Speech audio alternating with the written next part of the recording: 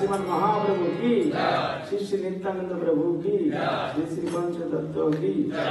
अनंत कोटि गौर पार्षद वृंद की, श्री श्री राधा मदन मोहन की, श्री श्री कृष्ण बलराम की, जगन्नाथ स्वामी बलदेव प्रभु सुभद्रा महारानी की, सुदर्शन चक्र की, ग्रंथराज श्रीमद भागवतम की, समवेत भक्त वृंद की, गौर प्रेमानंद। ओम अज्ञानतिमिरन्धस्य ज्ञानाञ्जनशलाकया चक्षुरुन्मीलितं येन तस्मै श्रीचैतन्यमनोभीष्टं स्थापितं येन भूतले स्वयं प्रचोदयामि शबदन्तिकं वन्देऽहं श्रीगुरो श्रीयुतपदकमलं श्रीगुरुं वैष्णवं श्रीपं जगजातं सगणरघुनाथान्वितं तं सजीवं साद्वैतं समधूतं परिजनसहितं कृष्णचैतन्यदेवं श्रीराधा कृष्णपादान् सगुणललिता श्रीशाखान्वितान् नामयं विष्णुपदाय कृष्णपृष्ठाय भूतले श्रीमते भक्तिवेदान्तस्वामिनिति नामिने नमस्ते सरस्वती देवे गौरवाणी प्रचारिणे निर्विशेष शून्यवादी पश्चात्प्रदेशाय वंशकल्पतरुवर्ष कृपासिन्धुत्वयेव च पतितानां पावनेभ्यो वैष्णवेभ्यो नमः नमो महावदन्नाय कृष्णप्रेमप्रदाय कृष्णाय कृष्णचैतन्यनाम्ने गौरकृष्णे हे कृष्ण करुणा सिन्धु दीनबन्धु जगत्पते गोपीश कान्त नमोस्तुते तप्त काञ्चन गौरवनेत्री वृन्दावनेश्वरी विश्वनाथदेवी प्रणमामि जय श्री कृष्ण चैतन्य प्रभु नित्यानंद श्री गौरभक्तवृंद हरे कृष्ण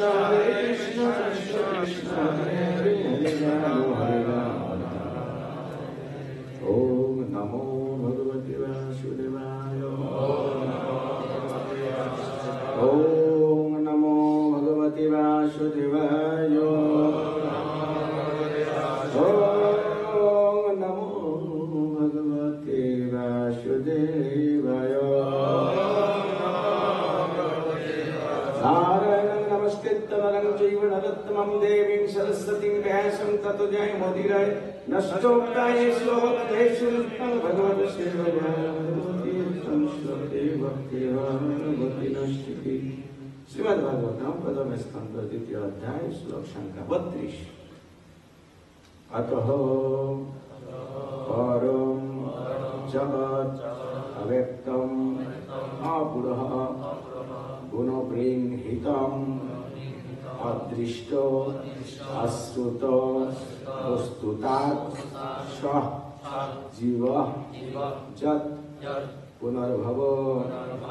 अतो परं जत व्यक्तम् अपुरं गुणप्रेणितम् अदृष्टश्रुत वस्तुतात् सजीव जत् पुनर्भव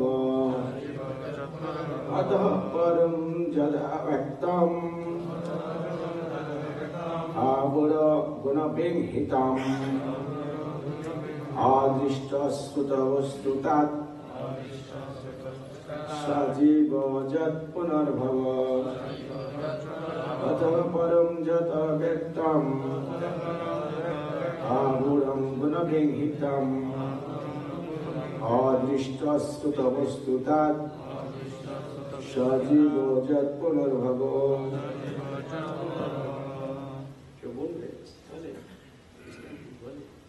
ओके অনুবাদ আমার পিছনে পিছনে বলুন